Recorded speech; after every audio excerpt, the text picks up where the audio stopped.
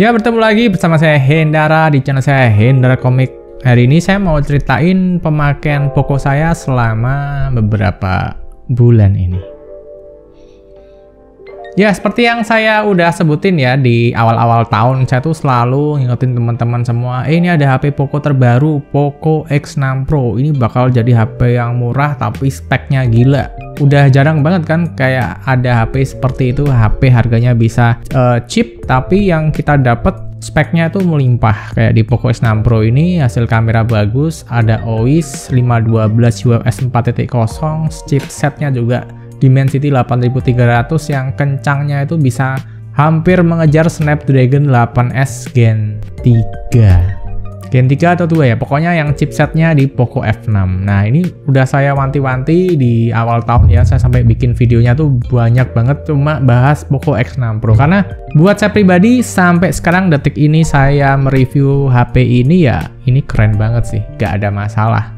Ya kalau kita lempar ke netizen biasalah, kalau Poco ini kalau kamu beli HP Poco banyak haternya, serius, banyak haternya. Jadi yang dilempar isu-isu yang jelek doang gitu. Jadi udah saya bilang di awal juga, waktu kamu beli HP Poco itu udah kamu pakai aja, nggak usah lihat di grup. Karena lihat di grup itu isinya nggak sehat deh postingannya. Kamu mau HP kamu bener nggak ada masalah, HP kamu mau baik-baik aja pasti dibilang yang jelek-jelek. Misalkan kayak matot, HP-nya panas, setrikaan, baterainya boros gitu. Ya, saya nggak mau menanggapi itu semua ya. Soalnya percuma ditanggapin, nggak akan ada habisnya. Hater gonna be hate gitu kan. Tapi sebagai saya, sebagai pengguna Poco X6 Pro, ini saya juga beli sendiri ya, Poco X6 Pro, saya beneran tidak merasa rugi, menyesal sedikit pun enggak. Karena tetap ini HP yang standarnya itu terlalu tinggi untuk kelas harganya. Harganya saya dapat di 4,8 ya, waktu itu flash sale-nya 4,7 malah. Dengan spek seperti ini, saya tuh sampai bingung ya, apakah Poco bisa mengulang kesuksesan Poco X6 Pro di seri Poco X7 Pro kelak. Nah itu, bahkan Bang Chris dari Jagat Review aja bilang ya, untuk kameranya aja tuh ini standar yang terlalu tinggi. Sampai Bang Chris juga sama ya, khawatir juga apakah Poco bisa mengulangi hal yang sama untuk seri berikutnya. Jadi udah kayak Poco X3 NFC ini. Spek yang diberikan dan apa yang diberikan ini ketinggian banget. Serius, ini udah melebihi ekspektasi sih. Cuma kalau kembali lagi ya, kalau kalian hater pasti ya tetaplah mau HP sebagus apapun, semurah apapun, spek setinggi apapun pasti gak akan suka. Isu yang dibilang banyak orang apa sih? Panas gitu kan. Ya panasnya kalau dibilang panasnya buat main Genshin Impact ya jelas panas sih. Kalau dibuat main game-game berat sih memang saya sarankan ya pakainya fan cooler ya di ruangan yang jangan ngadi-ngadi lah, jangan main di ruangan yang panas. Ya kalau HP-nya pengen adem, merek lain ada bang yang adem ya. Kalau kamu cari HP dengan spek yang nggak sekencang ini banyak yang adem, bahkan HP Poco juga ada. Cuma kan memang karakteristiknya di sini chipsetnya kencang gitu ya. Dan panasnya tuh saya mau bilang panas tuh juga rada bingung gitu loh. Soalnya panasnya ini terlalu mudah untuk dijinakan ya. Misalkan nih kalian main di ruangan beradem, kena angin dikit ya, nggak usah dari AC, kena dari kipas aja, ini udah kerasa nggak begitu panas gitu loh. Beda banget dengan HP-HP dulu yang saya bilang chipsetnya chipset gagal ya, udah panas, throttle gak kaluan, terus performanya nggak ada gitu. Ya gimana ya, kalau saya bilang nggak panas nanti saya diserang netizen gitu. Tapi buat saya ini panasnya masih panas wajar dan panas yang sehat gitu loh. Kalau kalian main game berat-berat ya HP lain juga panas gitu kan. Cuma memang karakter Dimensity itu dia berani melepas suhunya tuh lebih tinggi, sekitar 1 derajatan gitulah, paling maksimal 2 derajat gitu. Terus kalau saya kan beberapa kali nge-live, terus saya kan internet utama saya kan dari HP ya, dari kartu Bayu yang saya pasang di HP ya. Nah pengalaman saya ketika kita nge-live pakai USB tethering di sini, ini HP-nya Poco X6 Pro adem, cenderung tidak panas. Jadi saya nggak pasang fan cooler. Beda kayak brand sebelah yang sangat diidolakan UI-nya itu, ketika saya pakai buat tethering, saya harus nyiapin fan cooler. Nah itulah kenapa saya rada bingung kalau bilang X6 Pro ini panas ya, karena buat saya ada yang lebih panas. Tapi kalau saya bilang adem, nanti dirujak netizen. Itu saya rada bingung. Terus fitur-fitur standar yang sering saya pakai di sini ya untuk HyperOS ya kayak apa ya? Ya paling kayak floating window sih. Jadi waktu saya buka aplikasi, saya bisa buka 2 aplikasi ya. Waktu saya plank juga. Jadi ketika saya plank, saya nonton TikTok sambil nge-floating windowin stopwatch-nya untuk ngitungin saya udah plank berapa menit nih, 1 menit ya, gitu sih. Sisanya masih menu-menu standar, tapi kalau ditanya ada bug atau enggak segala macam, saya rasa ini aman banget. Saya kalau bilang nggak ada bug, pasti saya diserang lagi sama hater gitu kan. Tapi ya udahlah, pemakaian saya yang biasa-biasa aja ini, saya nggak merasa ada masalah sedikit pun. Kendalanya nggak ada sih. Terus kalau dibilang HP-nya boros bang, ya ini saya pakai hari Minggu gitu kan, seharian sambil main PUBG di Smooth Extreme, gabut-gabutan sekitar 2 jaman juga. Dapatnya juga hampir 6 jam sih screen on time-nya. Dan untuk HP Poco dan Xiaomi yang chipsetnya kenceng itu adalah hal yang wajar sih gitu loh. Screen on time hampir 6 jam itu buat saya wajar gitu. Cuma kembali lagi ketika saya open ke publik dibilang screen on time-nya cuma 4 jam. Ada yang bilang, aduh rasanya kok baterainya semakin boros ya. Nah, lagi-lagi pakai perasaan. Nah, saya kan bilang ya pakai itu dong, pakai data dong. Screen on time-nya berapa gitu. Nah, cuma tiap kali saya tanya gitu gak dibales. Pokoknya dia bilang, menurut saya perasaan saya nih lebih boros. Menurut saya nih semakin boros. Menurut saya, nah itu menurut saya nih susah kalau gak ada datanya gitu ya. Loh, kalau kamu mau pakai HP Poco yang awet, ada tuh kayak Poco C65 tuh. Screen on time-nya hampir 8 jam.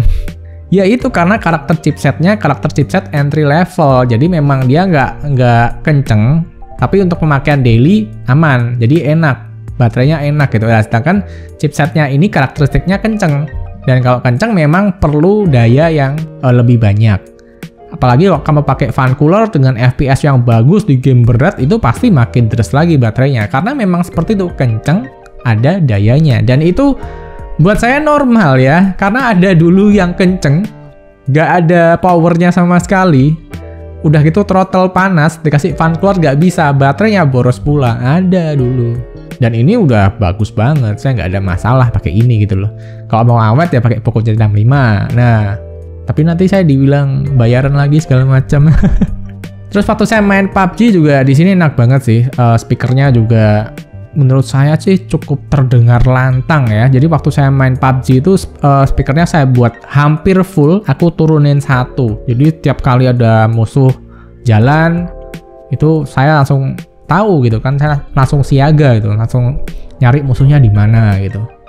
Bagus. Terus gyronya juga aman.